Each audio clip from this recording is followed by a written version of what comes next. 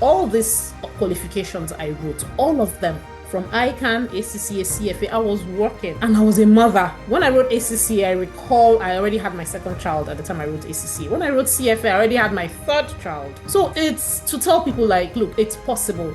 Like I told you, I'm very curious. I love learning. I love having fresh perspective to things. So I had a head of our department at the time, right? Who I used to go to from time to time to seek her opinion on things. And I recall her telling me, you need to know everything your boss knows. I will never forget her. So I decided to do the second time and I failed it again. I'm super excited to have Chika on with us today. Thank you, Chika, for accepting to be here and, lending your voice to people, just being there to share your story. Thank you. We don't take it for granted at all. And so, yes, Absolutely, Chika, absolutely my delight. A delight. I'm Yes. glad. Thank you. Yeah. Chika is a multifaceted business professional and a member of the country management team in Standard Chartered Bank.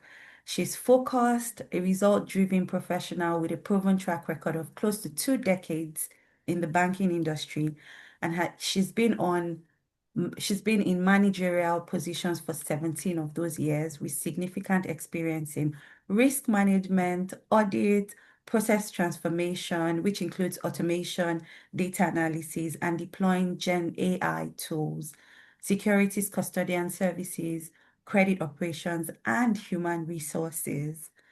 Chika is a CFA charter holder and a chartered accountant.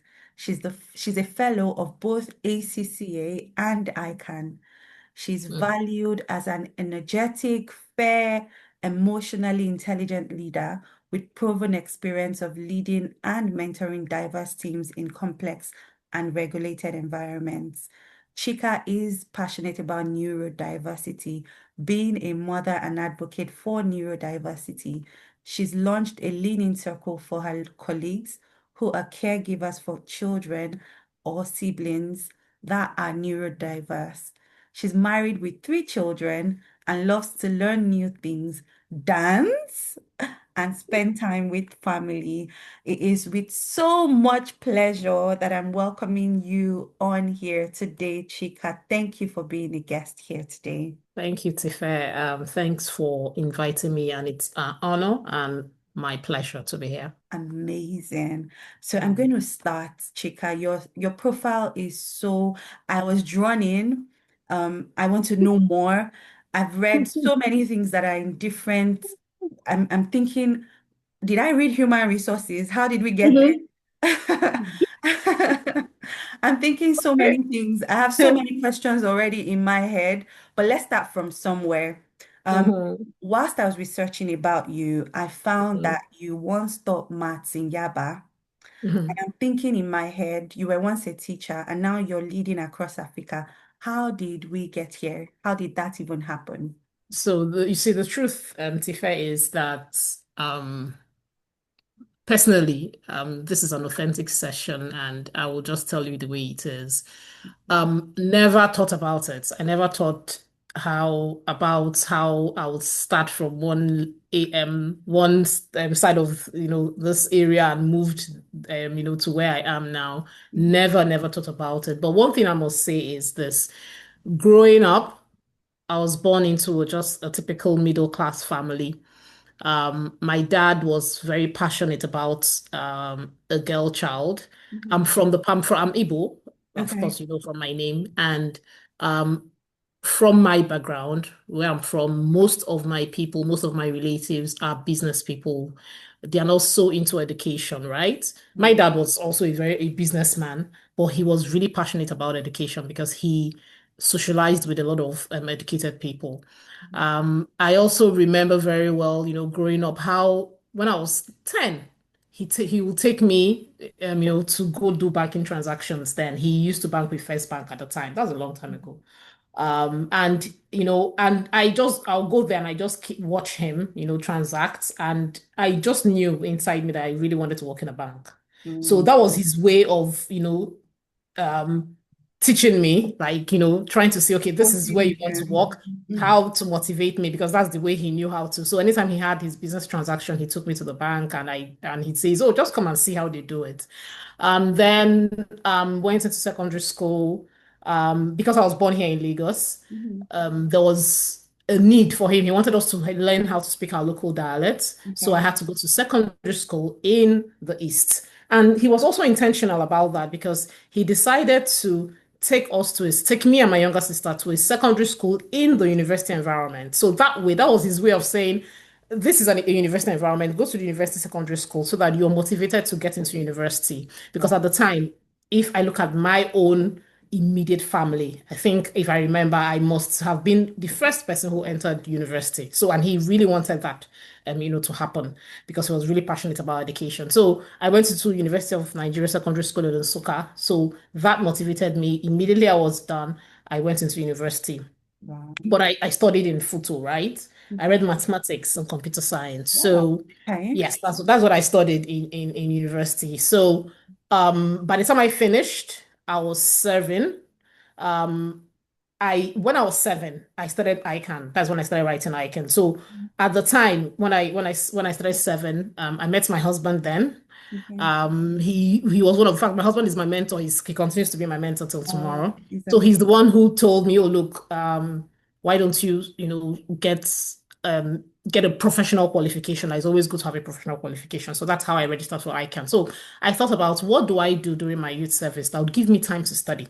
And Mm. that's how the teaching came up. And I was like, okay, fine. When I get into the camp, everybody was hustling for, hey, oil company, Yeah, bank, you can. this. Me, I just went there and told them, look, I want to teach. And they were like, yeah, they were shocked. A Yeah, you 23-year-old, volunteered that, which is exactly, not 23-year-old usual. wants to teach. But I had that because my idea was what would help me?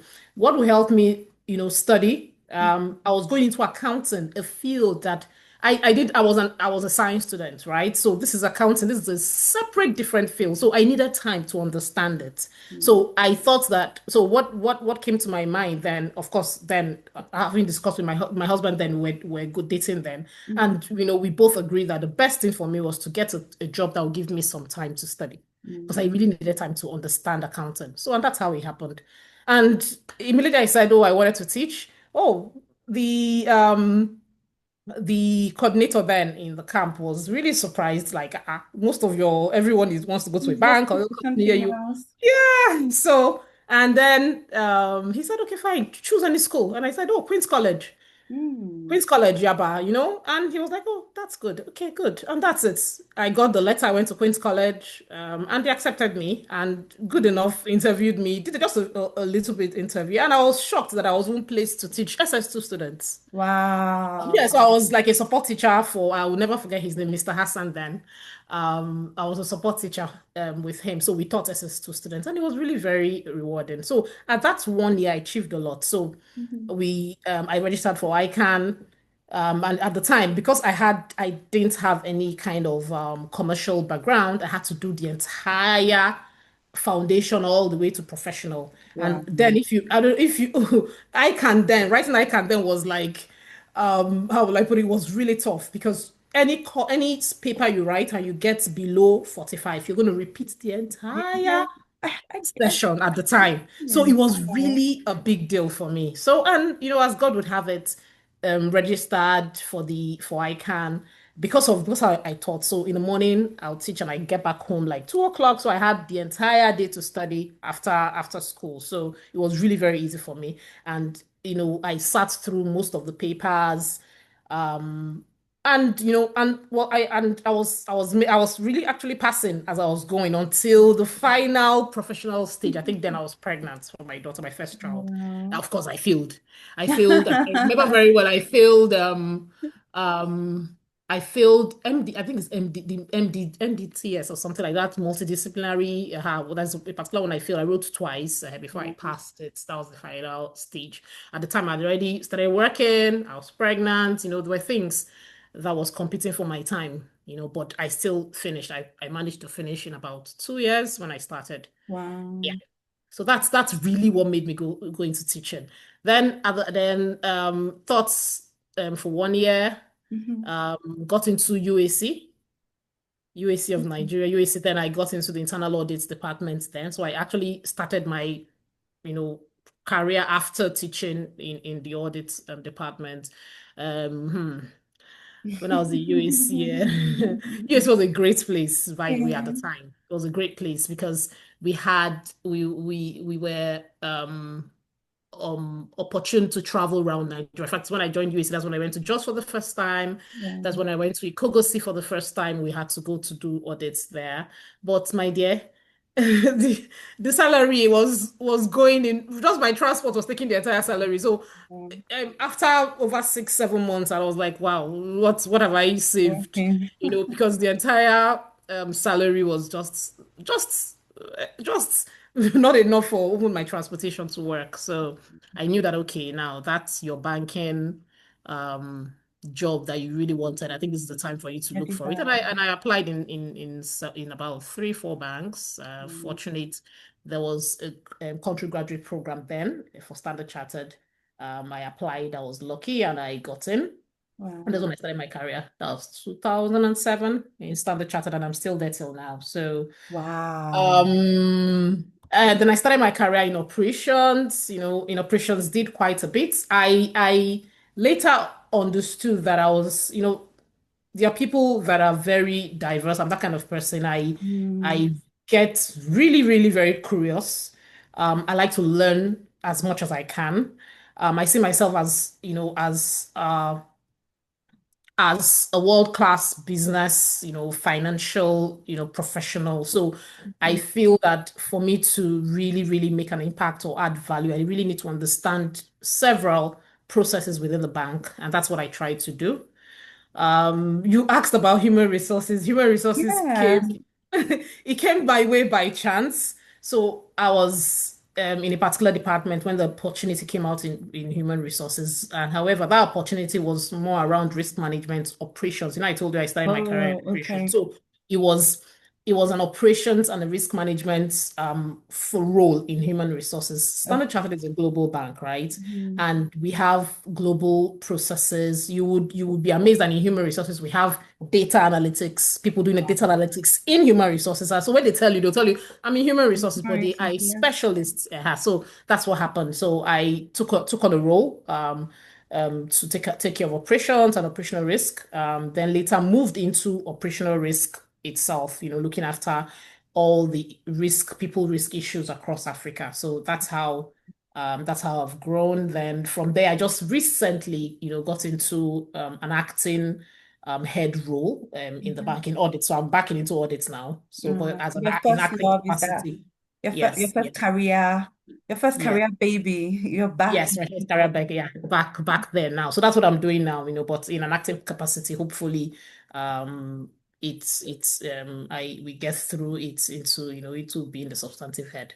That is Yeah. amazing. You know what? Thank So you. as you tell your story, I hear two Mm. things that keep ringing in my head. It's curiosity and it's growing. And that growing has to do a lot with learning because I'm thinking, how are you doing audit, credit, risk, HR, operations?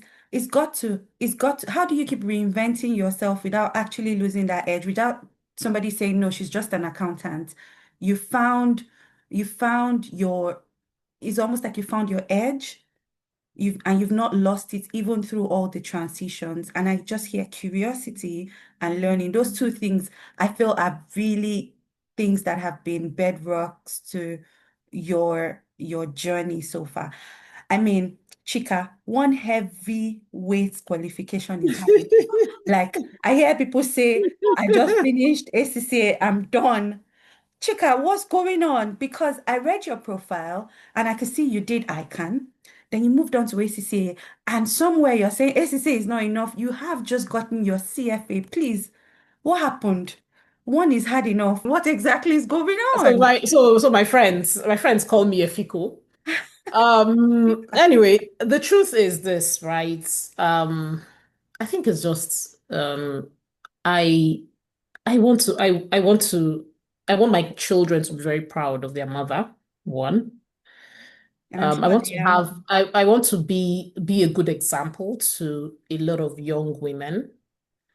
Um, I want people to understand that being a woman is not a disadvantage, right? You Absolutely. can get into male dominated, career fields and still do so well and be exceptional. Mm, And the truth is, okay, I've told you how I started ICAN. ACCA was just for, oh, you just have to have an international qualification, right? ICAN is local, get something international. And since you have ICAN, you just need to write, I think, I remember just 5 papers, and I get ACCA. mm, And I was like, hey, what's the big deal? why Get not? it done. And that's it. And one funny thing is that all these qualifications I wrote, all of them from ICAN, ACCA, CFA, I was working and I was a mother. When I wrote ACCA, I recall I already had my second child at the time I wrote ACCA. When I wrote CFA, I already had my third child. So Mm, it's to tell people like look, it's possible. Like I told you, I'm very curious. I love learning. I love having fresh perspective to things. So transiting from ACC, ICANN to ACCA was just trying to get something that it's international, just in case you find yourself outside the shores of Nigeria, that you have a certificate you can work with, right? mm, And then after ACCA, CFA was born out of when I moved into when I was managing. Actually, there's a time in my career. In fact, I need to tell you that story. My boss then, he there was a position right. for someone to head, what they call custody, Okay. security services. So it's about investing or holding securities for, international brokers and the likes and financial institutions, right? So that position came up. I never applied because at that time I had absolutely zero knowledge of what is equities, all I know is that you just give somebody money and they invest for you. So I had absolutely Right. no information. And he thought I could manage that department, right? And I was really shocked.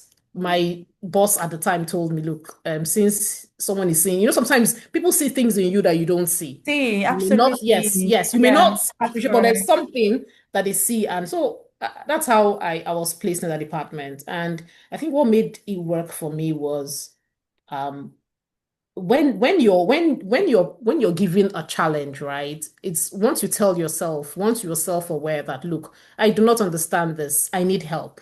And Mm, when you need help, you just ask for help. Don't be shy. Don't mm, claim that you know everything. I had absolutely no idea. And what happened is I told my manager, look, if you need me to succeed in this, I need to go to somewhere for a short-term assignment to understand this process. And I went somewhere. I was sent then to Kenya at the time. I spent just 2 weeks intensively learning, reading, studying, and was applying what I learned to Nigeria. And wow. like I said, I was there for about 3.5 years, and it was a fantastic experience. I learned so much, and because of that, it's around investments and all and security. So I decided I wanted a certification or a qualification that would teach me this, the best qualification. And from now, I'm not aware of any qualification in investments or finance that is better or bigger than CFA, Yes, right? So that's how I started. I've gotten three things now that resonate so deeply.